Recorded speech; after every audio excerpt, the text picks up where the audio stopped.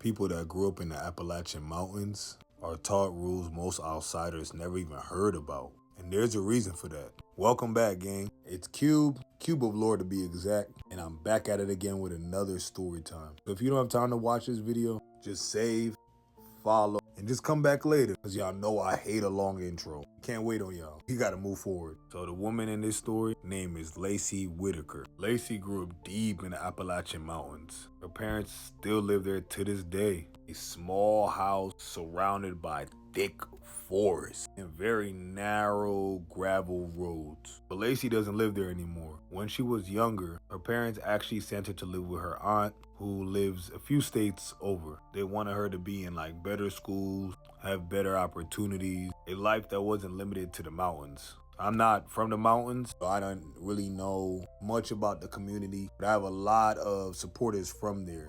So is it one of those things, like one of those small towns and areas you need to like get out of town and never come back? Because if you don't, if you stay, you'll be there stuck for life. Is it like one of those towns? But there's small towns like that all across the world. Some people get out, but some people stay in. It's just like Hollywood. A lot of them from small towns that we've never even heard about. And they'd probably be the only one star that is from that town. So it's very similar to that. Well, I'm just asking y'all. Y'all let me know in the comments. So Lacey left around like 16 years old. College came after that. Then soon work, adult life, of course. Years went by before she really went back home. She would really just talk to her parents on the phone for most part. But one year, it was around fall season, when Lacey was in her mid-20s, she decided to visit her parents for the weekend. And the moment she got there, gang, it felt like she was stepping back into a different world. The woods was darker than she remembered. Night was even quieter than she remembered. Like, where the crickets at? Her parents was still just as serious about the Appalachian rules they raised her with. Don't stand by the windows after dark. If you heard someone calling your name from outside, no, you didn't. You didn't hear anything. And if you see something in the woods that doesn't make sense, no, you didn't. Again, you saw nothing. Lacey used to think those rules were just mountain superstition until the night she heard something outside the house. It was late, the kind of Appalachian quiet where you can hear the wind moving between the trees for miles too. Lacey was in her old bedroom when she heard heavy footsteps moving through the gravel in her driveway. Not walking, but pacing. Back and forth, back and forth, back and forth.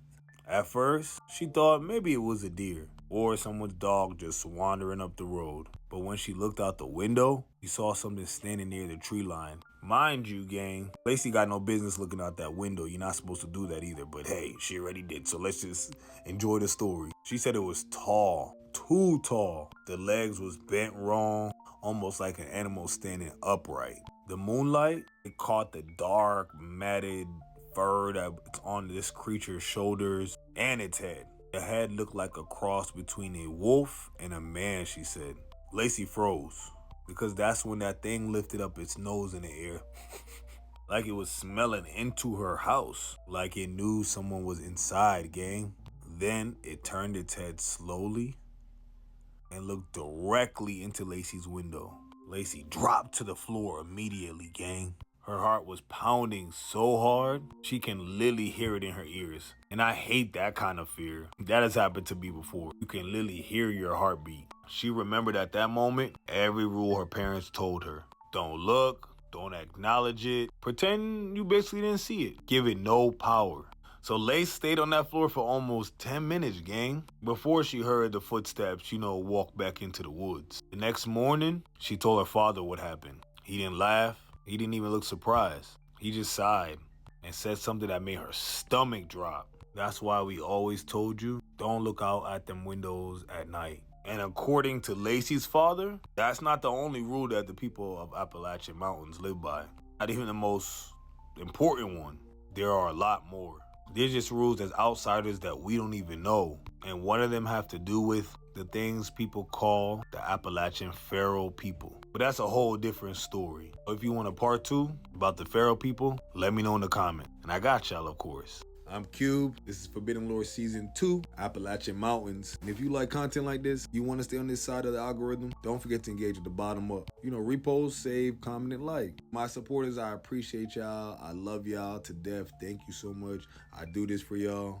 If you're new here, I appreciate the support still. Thank you. But friend, why you didn't follow me?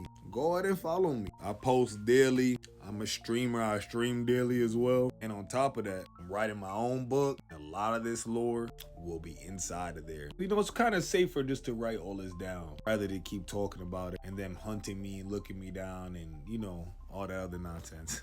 And as always, only for entertainment purposes. All allegedly, hypothetically speaking.